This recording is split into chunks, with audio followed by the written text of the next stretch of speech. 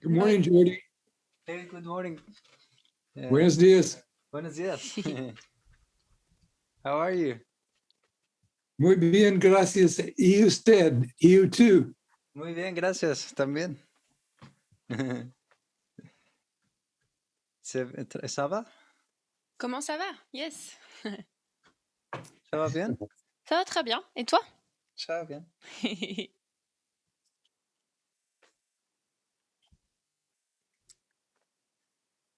Okay, well, we started recording, so we can proceed. What do you have?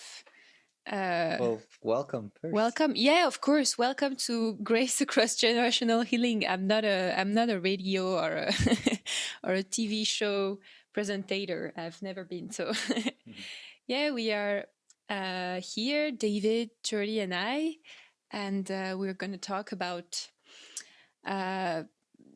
ancestry, healing, spirituality. We share our dreams. We talk about many different topics. It's very spontaneous and casual, and we hope that you will enjoy it as much as we enjoy having those discussion.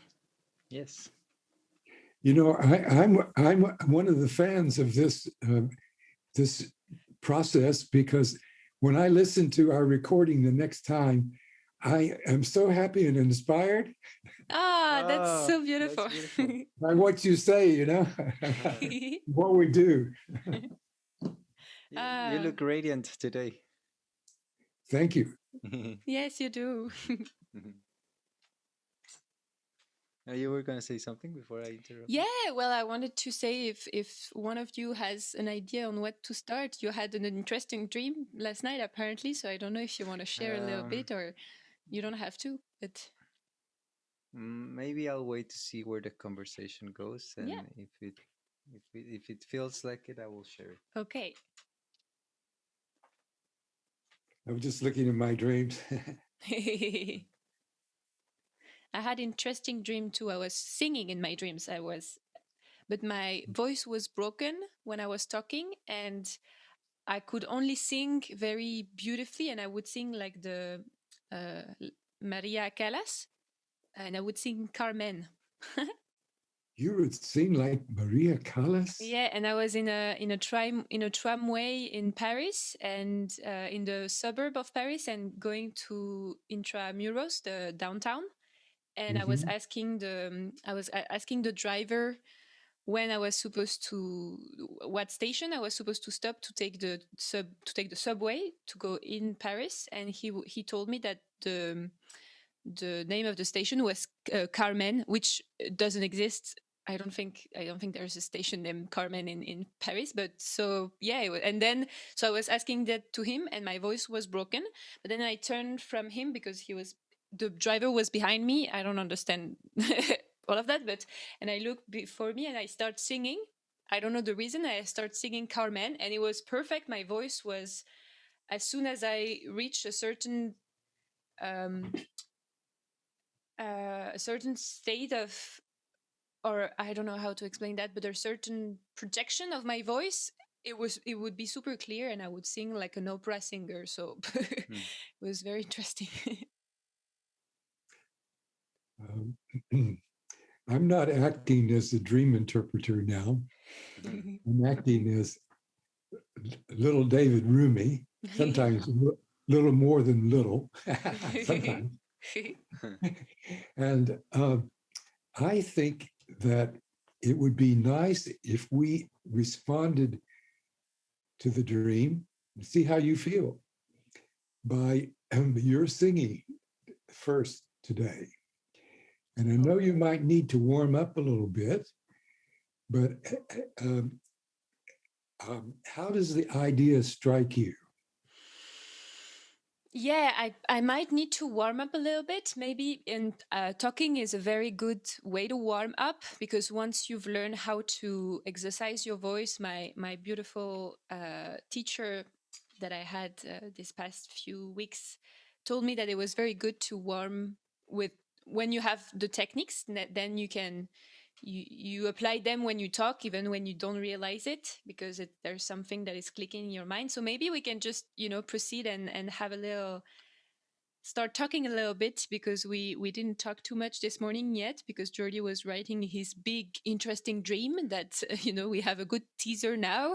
Maybe later we will learn a little bit more about that. But yeah. You have a good friend now, not a good teacher. Yes. But a good friend. Yes. And I can say that very sincerely, because I wasn't going to tell you all this. But when I last listened again to the last recording, as I had felt when we were doing it, I thought, what each of you is contributing to this topic of the dream and its relevance to our larger personality, not trans ego, not ego's involved there, but it's not the main thing like it has to be when we get on a bus. And I thought I would love to share this recording today with people for their understanding of psychology, and especially Carl Jung's psychological framework, because I think after I'd given a slight, very brief statement, that we took off, and especially you took off, Marie, and you also contributed, and Jordi, because you told us that since a child, you had been writing down your dreams. I've never heard that before, never heard it at all. But those two things together, and the other comments that each of you made, and some of my sort of promptings, you could say, ask you a question. These were an introduction to Jung's psychology. These were better than anything that I could write or devise. I'm not going to say it's better than other people, because I can't claim that. I don't know that. But I thought, if there was any introduction to how the psychology of Jung is different than the psychology that's taught in the universities, general psychology, etc. Yes. And many of the other psychotherapies, that this exchange that we have had represents that in the most naive, in the good sense, spontaneous, yes, earthy, fresh, fleshy, fresh. fresh. Yeah, exactly. Well, it's probably also due because of our ignorance in Jungian psychoanalysis. Well, we have shared a little bit with you already. I have been taught a little bit by a common friend of us about Jung psychoanalysis and psychology. I haven't been blessed to have the red book between my hands and to read some things and to mostly admire the beautiful artwork, the drawings and the paintings of Carl Jung.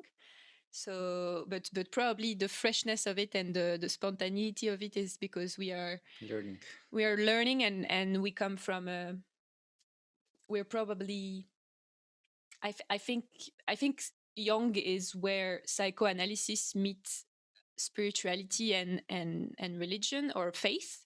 I prefer maybe to call it faith. Yes. So because we come from a very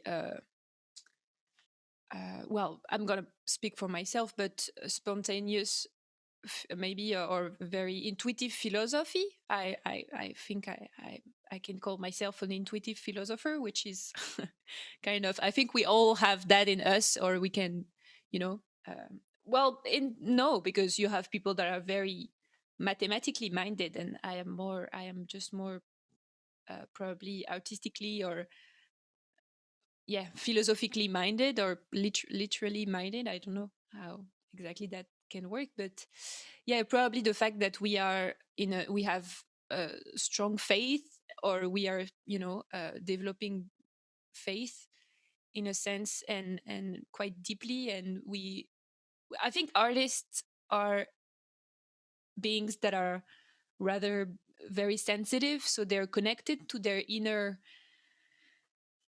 feelings, intuitions, emotions, inner life, dreams, and everything that connects them to the universe and to others. And so that is probably a reason why we are able to channel this. And as we were talking about, our conversation and the fact that we gather and get together, our particles and our souls are, gathering. So we might channel some of your beautiful knowledge as well, and all of this passing through the our collective consciousness transpire from that. That's the only explanation or reasoning that I can find for a reason.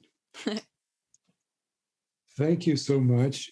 And thank you for demonstrating yet again your humility. And I'm very aware of Jordi's humility. And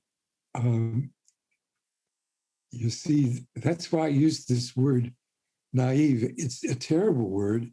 I don't know how you can tell me how it works out in French, but the way it's used in common usage, it's offensive and negating and demeaning. But I didn't mean that. I meant all those things that we said, including what you said, fresh, spontaneous, and so the actual examples that you gave, Marie, now I'm talking to you, from from your experience of, for example, the archetypal level of the psyche, and that being related to DNA and ancestry, and the collective unconscious. These were wonderful examples. I don't think we could have contrived a better statement. Now I'm saying that, and fortunately, you have demonstrated humility, because as said in the title of our presentations, grace, because there is a sense in which these things come to us. Artists could speak of this too. They often do. They say, it came through. It came through. Yes. And that is very important. And this morning, I happened to think of a quote in Jung, but I'm sure I couldn't find it immediately. No, I can't, because I loaned the book to someone.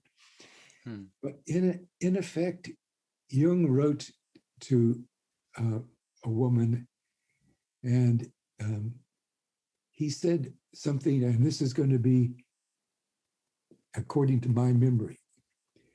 He said something like, when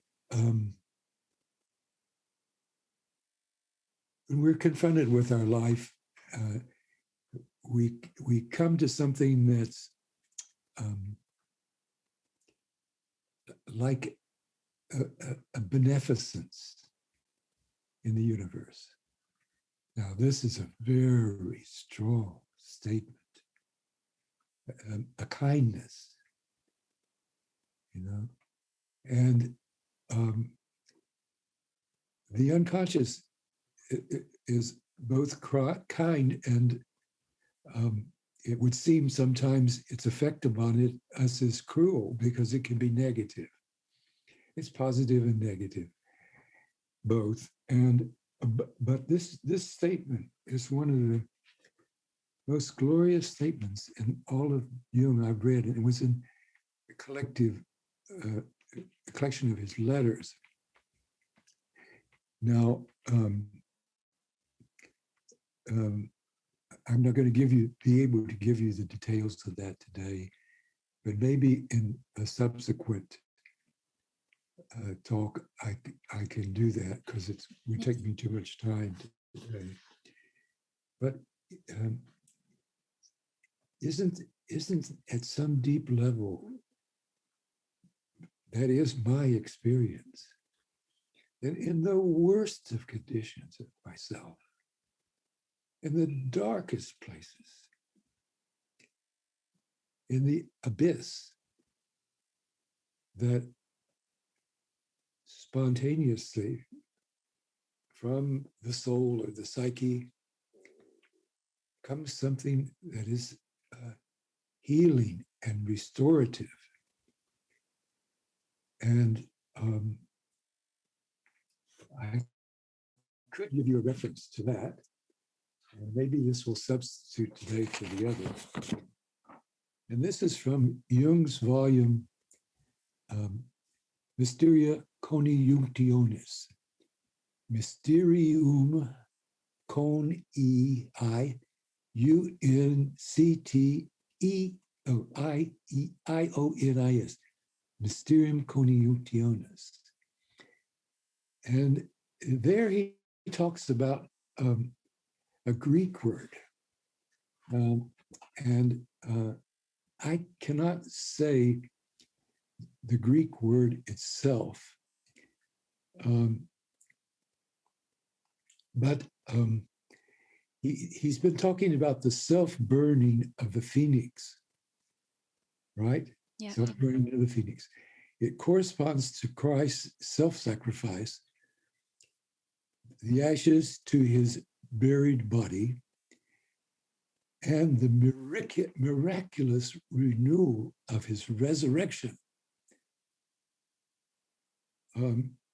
According to Haropolo, 4th century, whose views were taken over by later writers, the phoenix signifies the soul and the journey to the land of rebirth.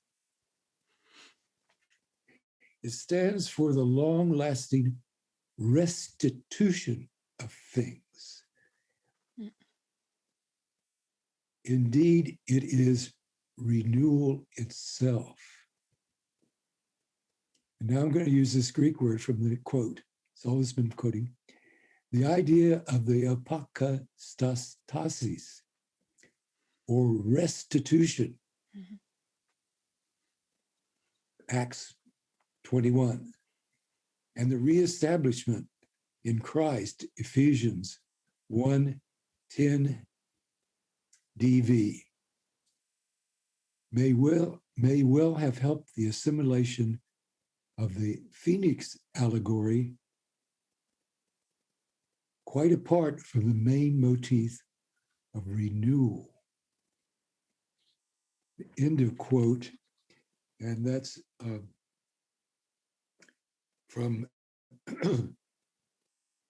paragraph 474 and page 336 of C.G. Jung, the collected works of C.G. Jung, volume 9, I believe, Mysterium Coniunctionis. I think Princeton University Press, I believe, and can't give you the year. We will write that down in the description to have a precise quotation. And yeah. Okay, and we can talk later, and I can. Well, anyway, if we need to. But you see that this idea of restitution or renewal. You see, if you're in a dark place, you can't imagine how deep is the hope that you'd find some restitution of your core, of your vision, Yes. your inspiration. And I can say from my own experience and testimony that this is what happened to me in the dark night of my own soul. Just exactly this. Yeah, So, it's beautiful. I had a lot of things coming in my mind while you were talking, and this this I like to think of it as an alchemization, because it really is a moment of where Clean, there's something. Sorry. clean. Clean. Well, yeah, there's something happening.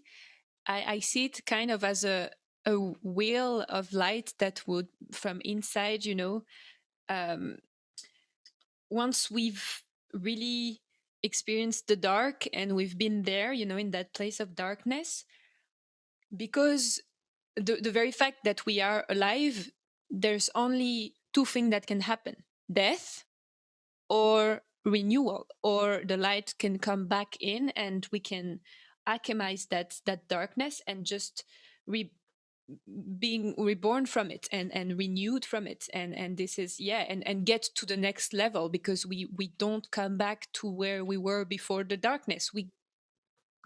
I like to believe, and this is also again my own experience, and I think you will both validate it, is the journey takes us higher or further, to the truth, closer to the truth and closer to the light, and the darkness gets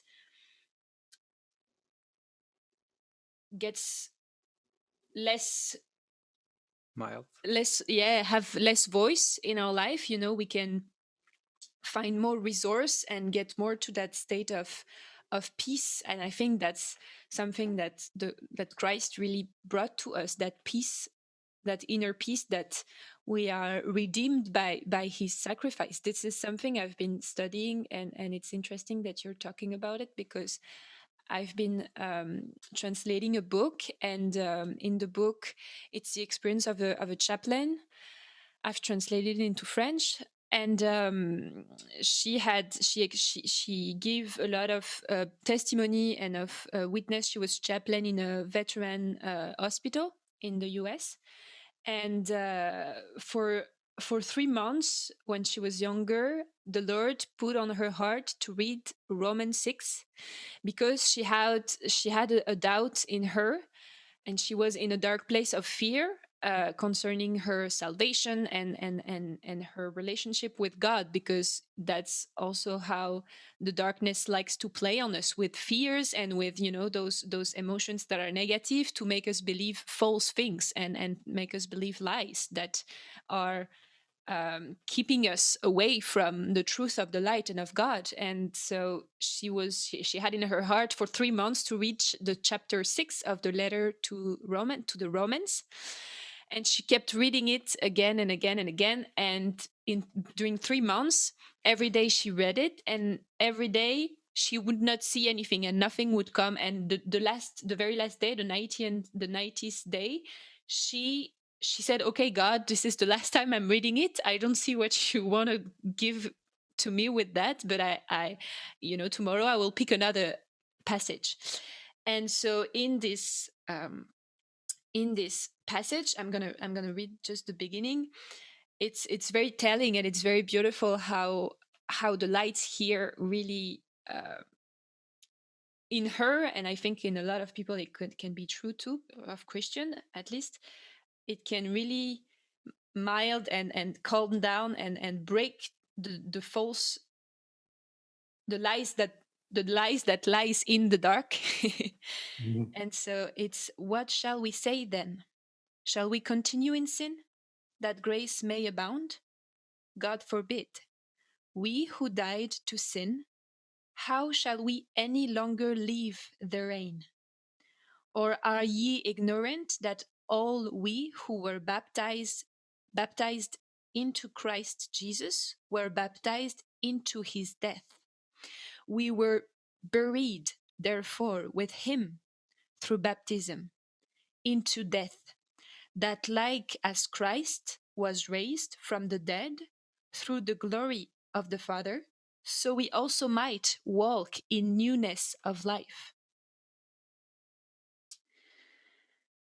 And so, yeah, and so maybe the next, I could read the whole chapter because it's very beautiful, but basically that gives you the idea of this being born again, born new, dead to sin, dead to the darkness and our dark, thoughts, behavior, the things that are making us uh, ill, or that are preventing us from living this full experience and being in the fullness of God and in the healing and in the light and in this alchemization. And so it's I think it's very inspiring to me. It was very inspiring to me to study that. Do you want to contribute anything at that point? Yeah, I think well, it's a constant willing that it's cycles that we go through our entire life, and it's a constant fight between our light and darkness and our opposite sides, and it's every time it's a constant renewal, and it's challenges, and there are a lot of tools that can help us fulfill that path of rebirth. And I think I find it really interesting and really beautiful, and yeah, that also as only as my experience, it has I have there's always a sense of this healing and rebirth and growing and getting better each time. um but and I believe that everybody at some point reaches that reaches or experience that in their lives. I've seen people that stay unfortunately in dark spots and don't see the light or don't see a rebirth, but I believe eventually it comes through many different ways. It could be meditation, it could be prayer, it could be music, it could be art, but at the end of the day it's all part of the same. Well, it's all intertwined, and it's all like linked. Yeah, and as if I may interject, there is also a choice there. Even if we are,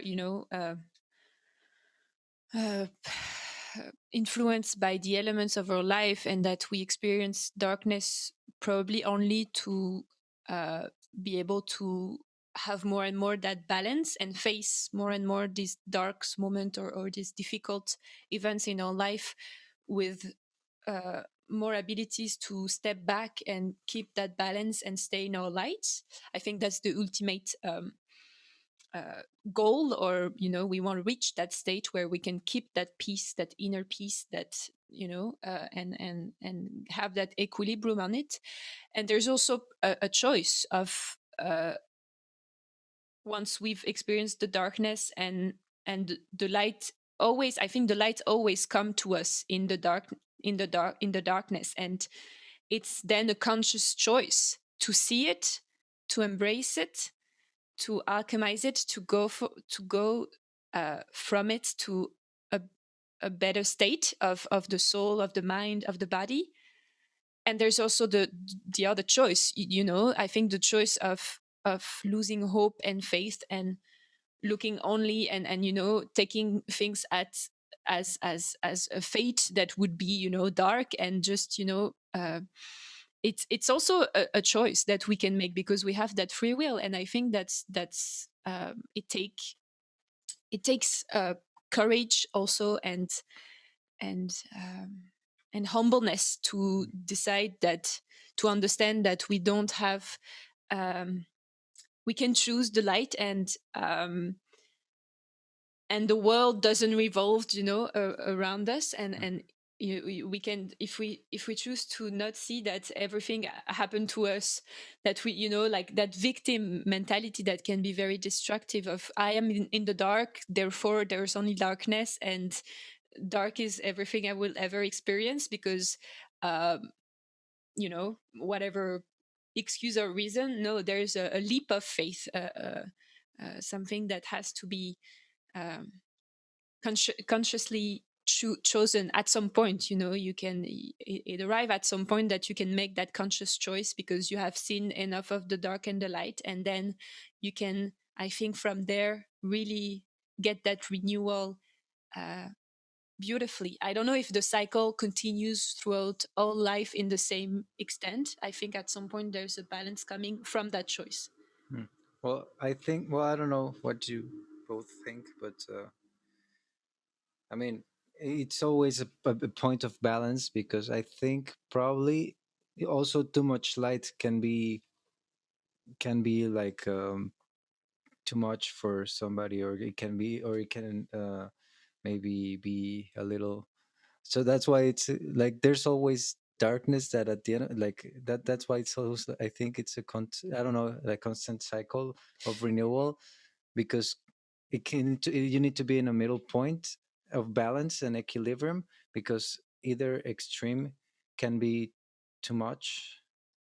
Maybe, I don't know what you think. I think maybe That's why we always experience darkness through our lives. Not maybe, and maybe it's not directly, it can be indirectly, but there's always that.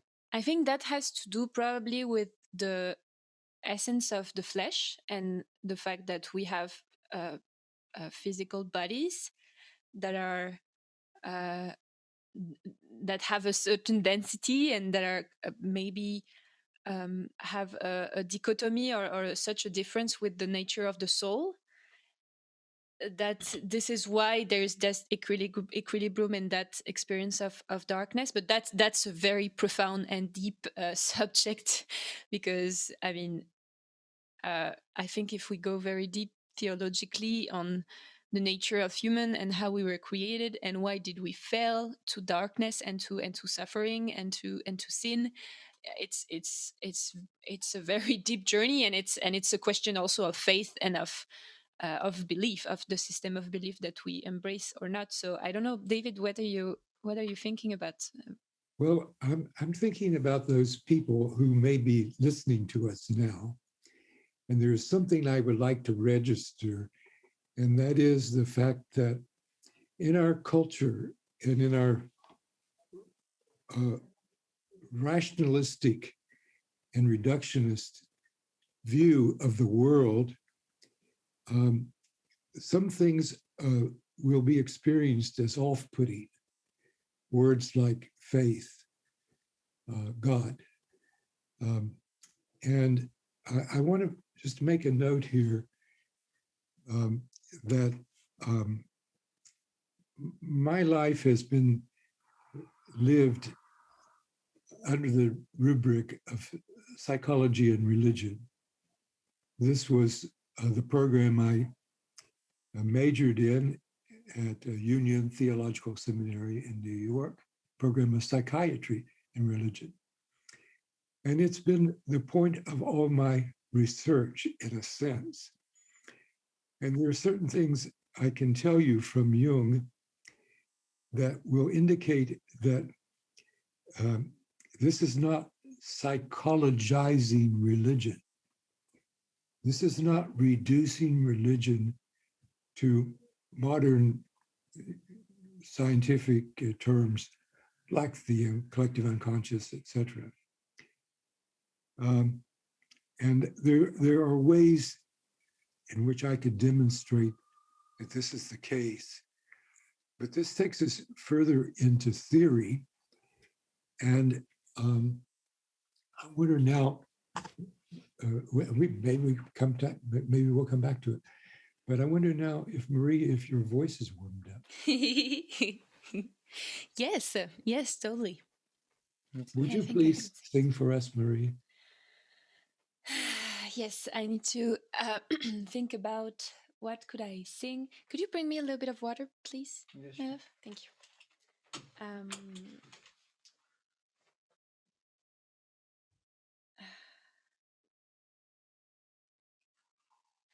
I've been working on the Ave Maria, as you know. I didn't practice it in a little while. I don't know if I can. I feel comfortable to try to sing it because I was, after all, it was opera singing or classic singing in my dreams. So if I want to keep the thread, then maybe I need to go there. But it's a difficult song. Maybe I can sing it with my normal song and try not to go too much classical. And there's also a way of singing it that is a little more popular and that I worked on. But I think I'm gonna get up because I want to have a good voice, and the air passes better when we are standing up. So I'm just gonna do as I feel is more comfortable. Okay.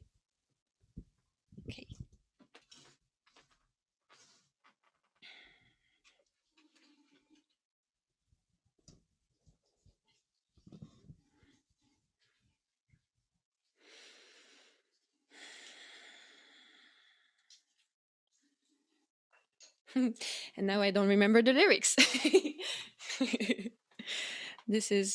I'm not used to sing for a potential audience and for an actual audience. I train a lot, but I don't sing a lot. So maybe. Well, I think it's true to say that this audience is our friends. Yes. Because I think if they're continuing to tune into us, they are our friends. Yes.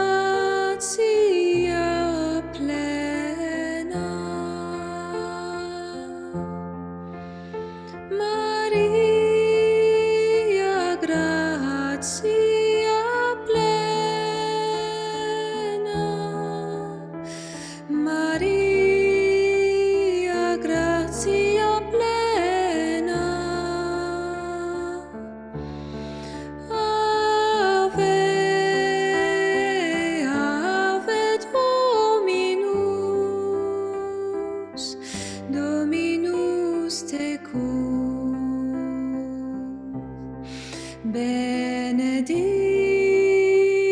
tu in mulieribus et benedictus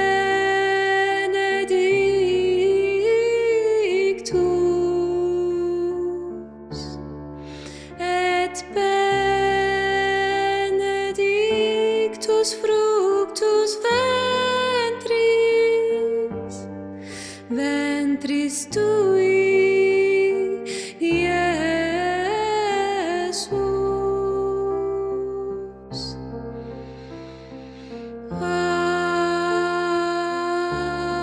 Ave Maria.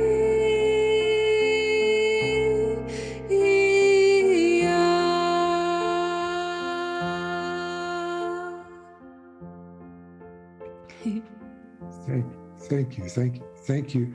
I want to say, dear, thank you, dear. One of those English influenced people who call people dearie and lovey and that sort of thing. I think what I will do is when I edit the video, I'm gonna put the piano on. Yes, we can do that. So, yeah, so people can hear it with the background. Are we getting close to the deadline of today's talk? Yeah, well, yes, maybe we can 5 minutes. start wrapping it up. Like we still have 10 minutes, but to maybe get to a conclusion if you want. I must tell our now friends who listen to us, watch us. Oops.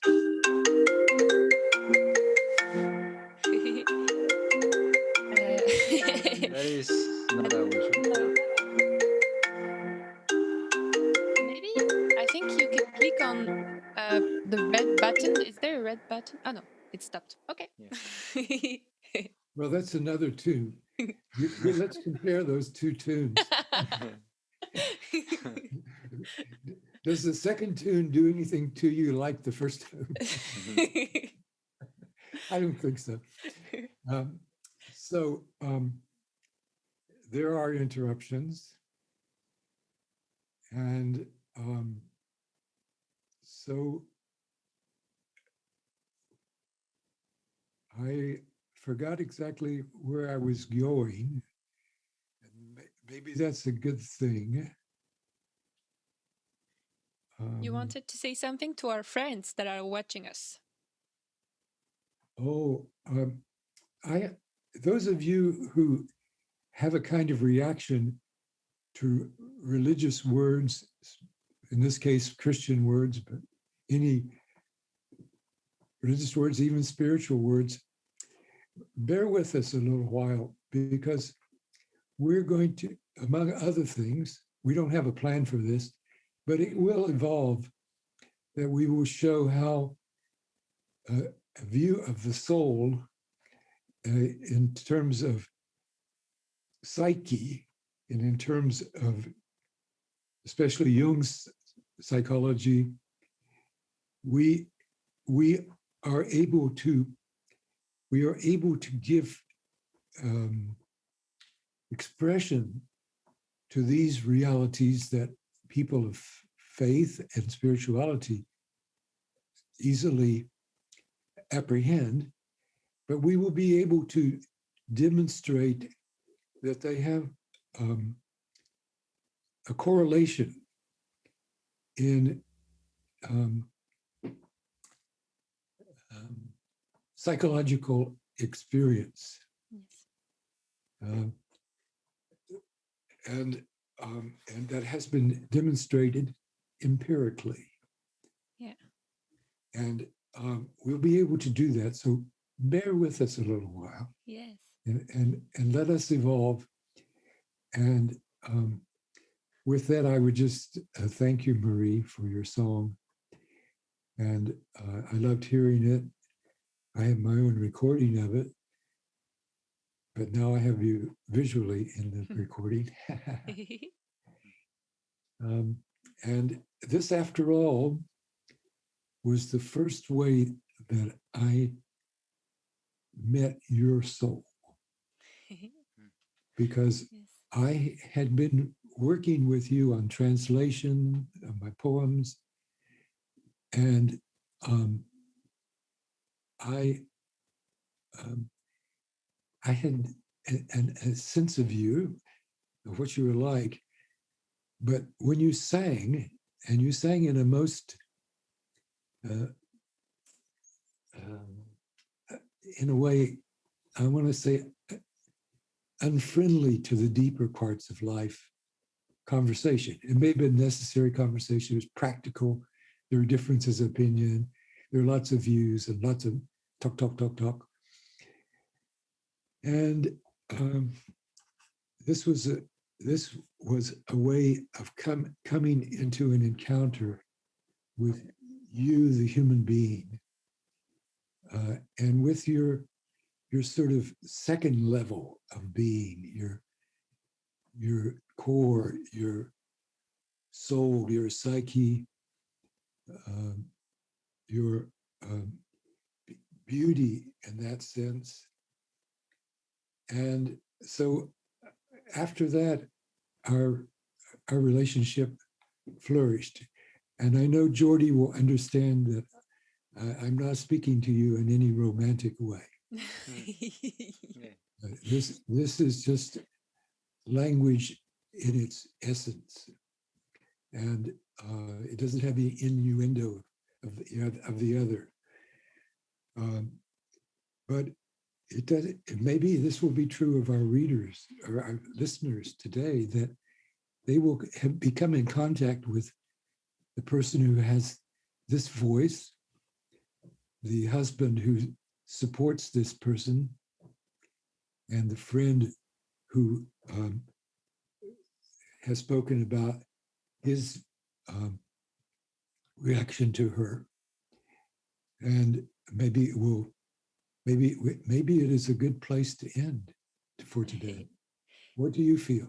Yes, I had just two little things to add very quickly before after what you said. And the first was that I've heard recently, and it really resonates with my soul, that our beings, as human beings, our bodies, our emotions, our psyche, um, sure, the soul, our whole being is made and was made to worship God and to be in the light. And even if we don't like the words in our society, and we don't want to, talk about this topic of faith and all of that, and it's something difficult to go through or to turn to, we are made for that, and so we are going to seek for it in sometimes in other things, and maybe people can recognize that in their life they have things that they idolize, that they are putting above them, that they are following because they think it's the truth.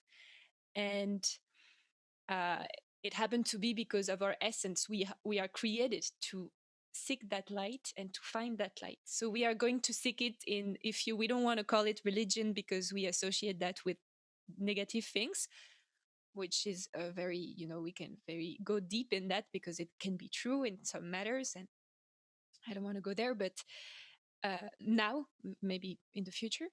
But yeah, we have that, I think, essential core, because we are created. We need to find the creator. We need to find the answer, and so that's what I wanted to say. And I wanted also to say that I really agree with seeing the core and the light inside someone when they are expressing their true self or their very deep soul. And when Jordi has a lot of, when he beatbox, I mean, he's being transpire, and he becomes more than what he is.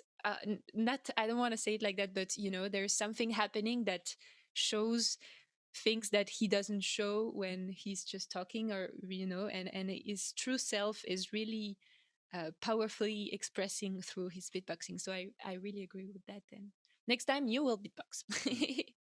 Okay.